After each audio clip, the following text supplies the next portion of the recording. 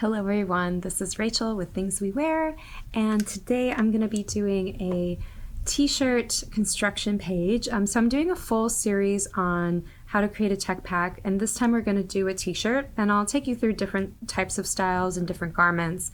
But I figured it'd just be helpful to sort of take you through one simple style and then work into harder, more complicated styles.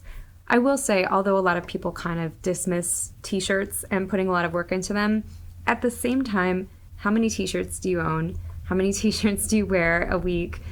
T-shirts are really like a staple item for a lot of Americans and across the world in many places. So having a t-shirt that fits you well, that is well constructed, that's made of quality materials, that has that like perfect design logo, whatever it is that you like about that t-shirt, those are really important staples in our lives. And I think that the t-shirt is often undervalued from a design and development phase. People kind of scoff, oh, it's just a t-shirt. But I mean, as a person who's worked on a lot of t-shirts, I'll tell you not all t-shirts are the same.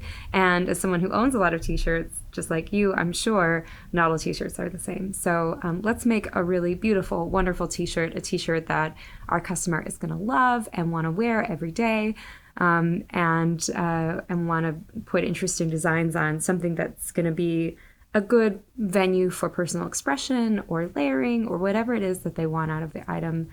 T-shirts can do so much for us. So, all right, so this is the front and back t-shirt sketch.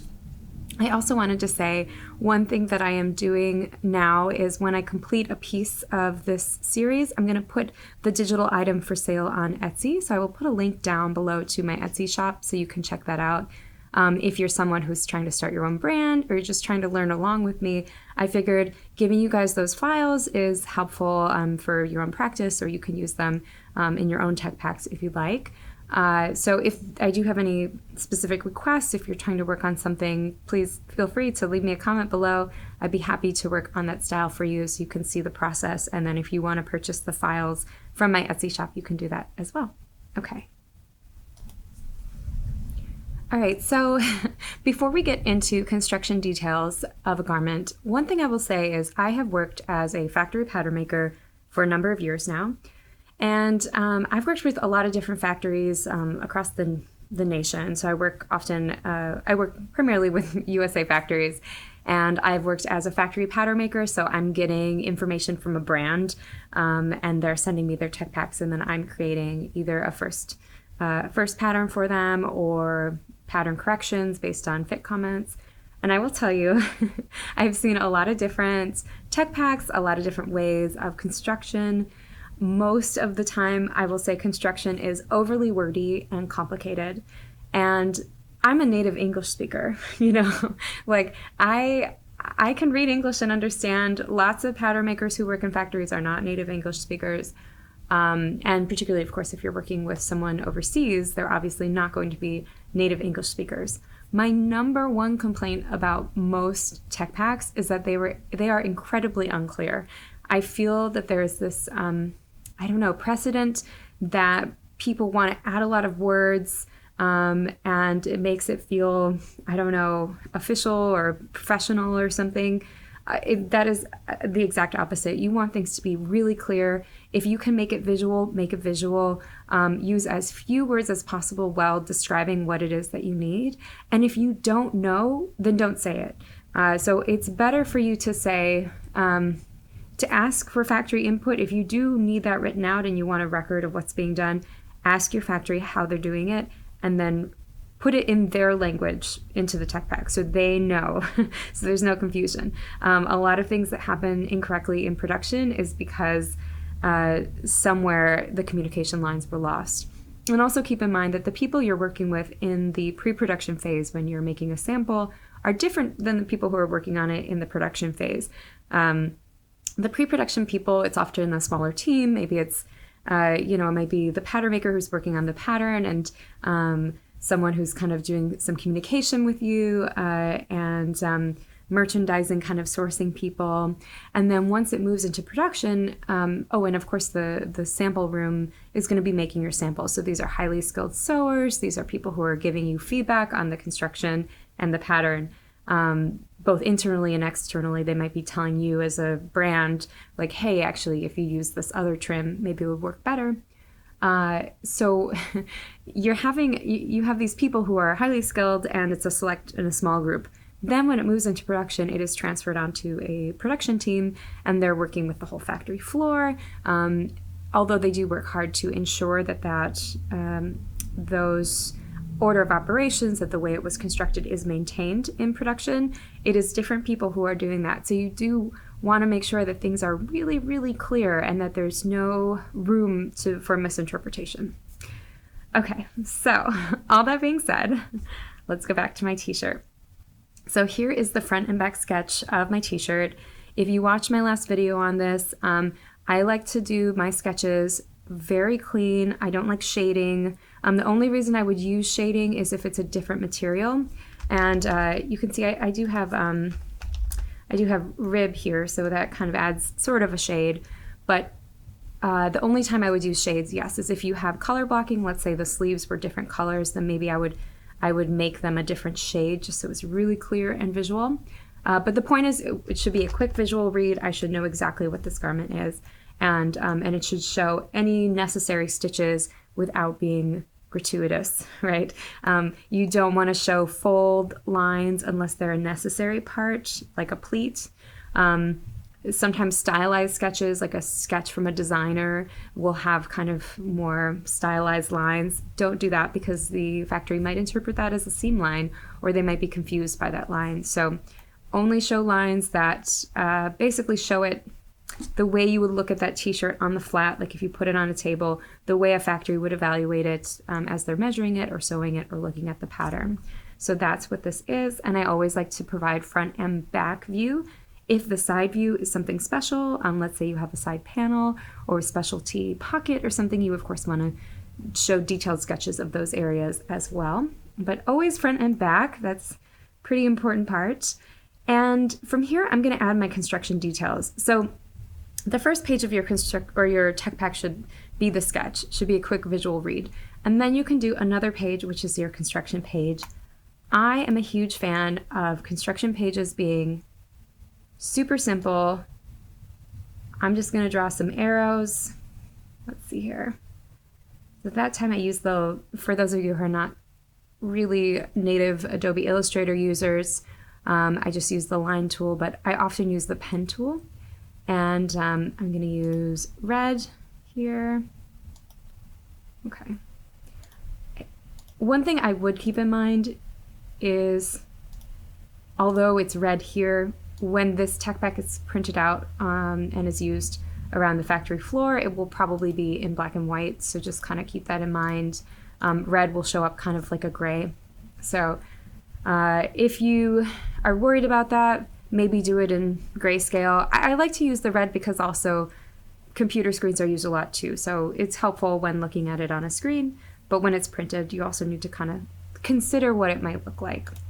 I love the arrow tool, so hold on one second. Okay, I'm back. The recording bit was covering the part that I needed to touch, which was this library here.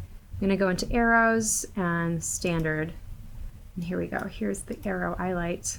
Just super simple, clean. Sometimes I make it a bit smaller. This is kind of a little bit large and in your face, so let's call it 0.5. And I'm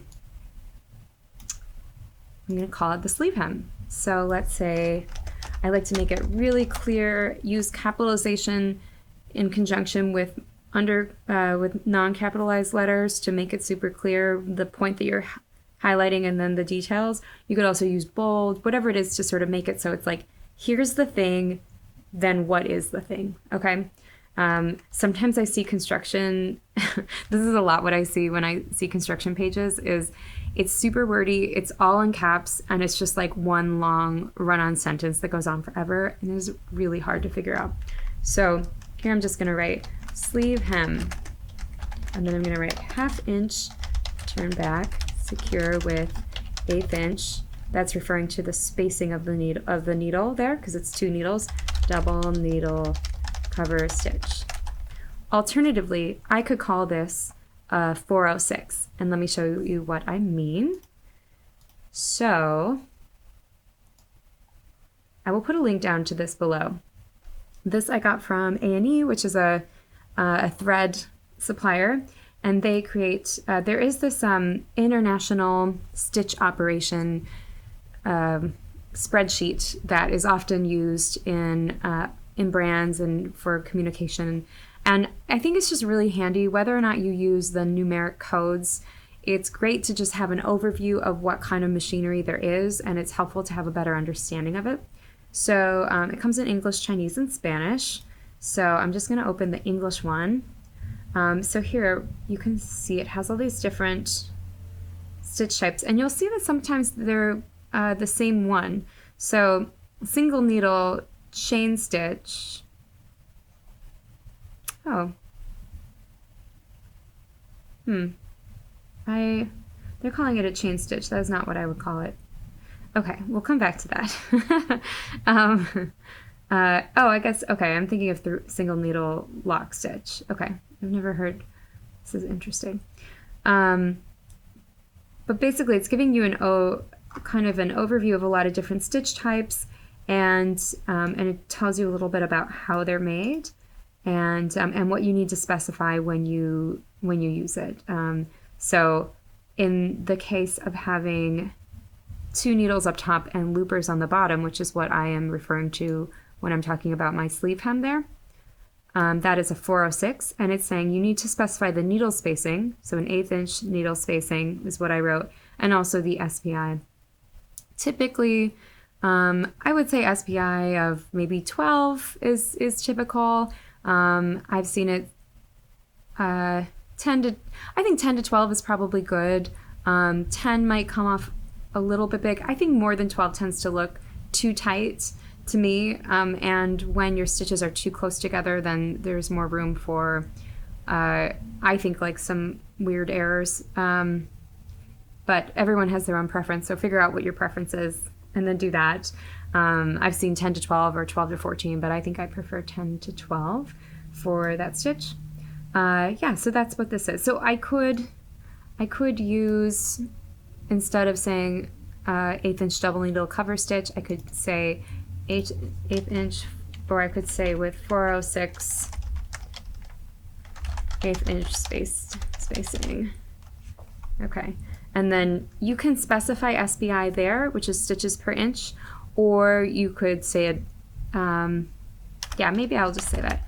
Or you could kind of put a general, usually it's kind of a general thing, like SPI 10 to 12 unless otherwise noted is a good way. Sometimes I like to just kind of do that and put like general construction down here.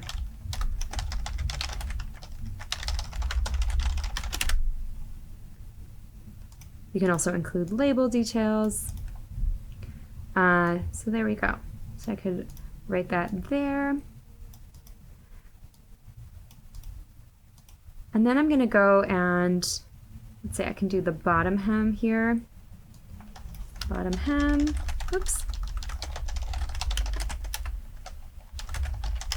Oops, 1/2 inch, turn back. Keep your wording consistent. So if I'm going to have the same finishing as the sleeve hem, then just copy and paste, because confusing for factories is when you mean the same thing, but you say something differently.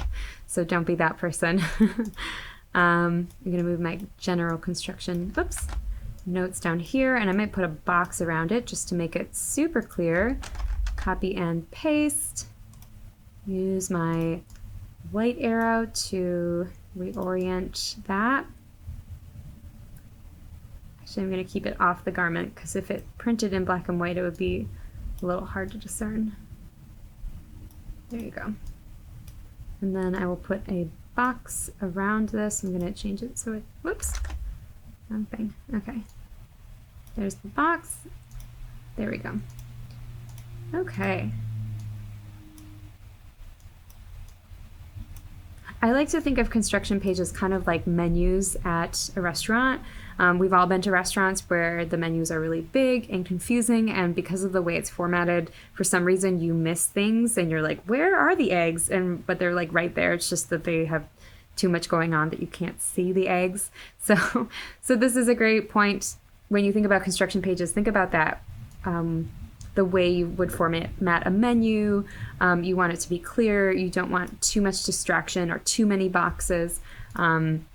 Be consistent with your wording. That helps your brain understand, and formatting helps you your brain sort of notices those patterns and then derives information from it. So, here I'm doing capitalization for the item that I'm describing and then lowercase for the rest of it. You don't have to do that. That is what I do. But it makes it clear. So as a person scanning this, they can see, oh, sleeve hem, bottom hem, general construction, SBI, and they kind of see those things quickly, and then they can read into the details if they need. All right, so we're going to do neck banding. And this is a banding. There's a difference between banding and binding. Binding would wrap around the neckline, and banding is sewn on as a separate trim. Okay, so I'm going to say this is like 5/8 wide rib. You don't have to describe the width of your banding here. You could put this on the measurement page, but I think it's nice to do it here because unless you're planning on grading the banding, there's no real reason for it to be on the measurement page. The only reason I would include it on the measurement page is if you're measuring neck width to the inside and not to the seam. And if you're measuring neck width to the inside, then I would include banding width because your pattern maker will need to know the banding width, and it's annoying for them to have to go back and forth. Okay, so so this is a great example of, I could just say 5/8 wide rib, and let's say no top stitch. Sometimes you might have a top stitch along the edge here to hold down the seam allowance, but let's say in this case I don't want a top stitch. I'm just going to say no top stitch. One thing I would keep in mind, you could specify the type of machinery used to put the rib banding onto the body. If you're working with a factory who makes a lot of t-shirts, this is a great time for you to lean on the factory and ask them what machine, let them do what they know how to do. I think often, and what I find quite frustrating in the apparel world, is a lot of people treat factories as someone who they need to kind of instruct every detail. Often factories are run by people who have been there a long time. They know apparel construction inside and out, and they could be an incredible resource to you if you just ask them. They're not used to giving feedback because they've been kind of told that many brands don't want to hear feedback, but the reality is they have a lot of good feedback to share. And if you don't know, like let's say I'm thinking, oh, I don't know what stitch they would use to attach the neckband to the body, well, then don't say it. Then just write 5/8 wide rib, no top stitch. Let them make the sample and then see how it looks. And or if you have any questions, you can always send them an email and ask, or call them and say, hey, do you need me to call this out? Can you guys figure that out? The reality is factories know how to construct garments. Like, they know how to create a t-shirt. What they need from you is, what is your design? And as a technical designer, part of your role is to troubleshooting some of those. Let's say design has this specific image. It's like they don't want top stitch, but then the seam allowance is flipping around. So now as a technical designer, you can go in there and work with the factory. Like, how could we make this better? Maybe we could add a tiny stitch. Maybe it could even go inside the seam to just barely hold the seam allowance down, or 1/16 away from the seam. So that's really where, as a tech designer, you can shine, trying to figure out getting that image correctly for your designer and working with the factory to figure it out. But definitely treat your factories like they are knowledgeable about what they're doing. Unless they're doing product that they don't have experience with, unless you know that normally they're a t-shirt factory and now they're doing a woven jacket or something, they probably have advice to share. And I think if you don't have a very specific knowledge of what something should be, then ask for their feedback. Okay, so I'm gonna leave that there. Get off that lecture soapbox for a while.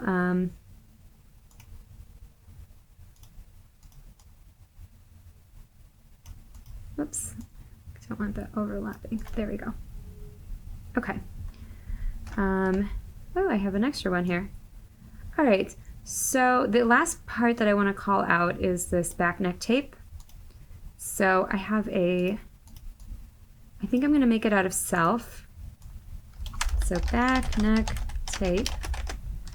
Let's say it's like 5, 6, or maybe it's 3/8 wide. 3/8 inch wide. Self crosscut. Secure with 1/4 inch. You know, you probably don't really need to say how it's secured, because maybe you could say the distance away. So secure back neck tape 1/16 from edge. So what that means is, and maybe I'll say with single needle lock stitch, or I could just not say anything because it's pretty clear that it's going to be a single needle. Maybe they'll do it with a double needle, but to be honest, I think I would lean on the factory for what order of operations really work for them and what machinery makes sense. Sometimes different fabrications are difficult to handle, and I would definitely lean on the factory and let them decide if it's 2 lines of stitching single needle or if it's 1 line of stitching with a double needle. But I would be specific with how wide you want it and also where you want it to stop.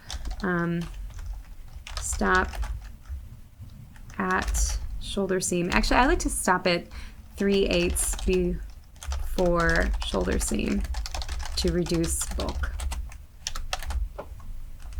And then I think I'm just going to leave the rest. I will let them do this part because I think it's pretty clear what it should be, which is that we want it stitched close to the edge.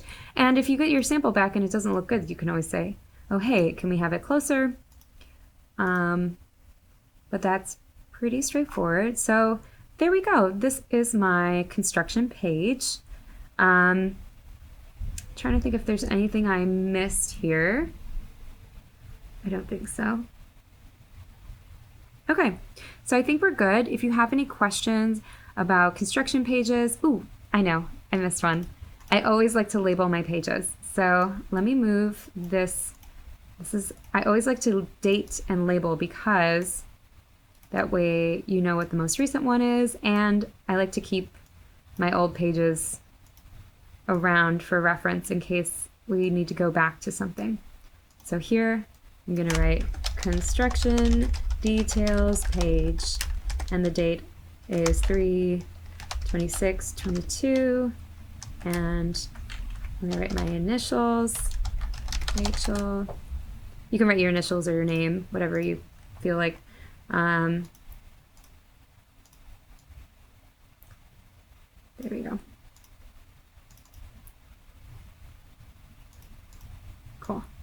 And then that way, if someone takes over your work for you, or if someone's stepping in and reading it, they know that you created this page. So if they have any questions, they can come to you with them. And you have a clear marker of what date this construction page is. So if you make a different one, you can come back to this one, etc. I always like to date. And maybe I will put that in bold. Oh, there is no bold. Maybe I'll make it a little bigger. Ooh, I could do a box around it. That'd be pretty cool, huh? Okay, let's do that. There we go. That makes it feel very official. Construction details page. All right, great. I don't love this arrow. Actually, maybe I'll move this here. Now, if you're an experienced tech designer, you might know that often construction pages are not associated with the sketches. They're often separate and are just kind of like word blocks. It's like basically like an Excel format where it'll say sleeve hem and then the next column, the details.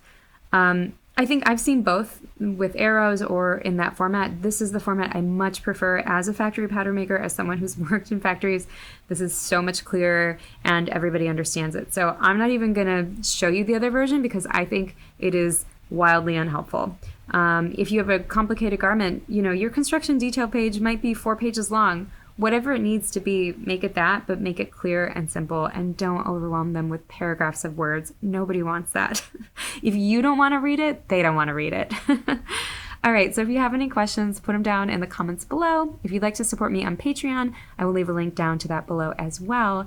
And if you'd like to purchase this construction details page, or I'm going to do a finalized tech pack and sell that on Etsy, and I will also be doing a pattern and everything. So you can look for all of that on my Etsy shop, which I will put a link down to below as well.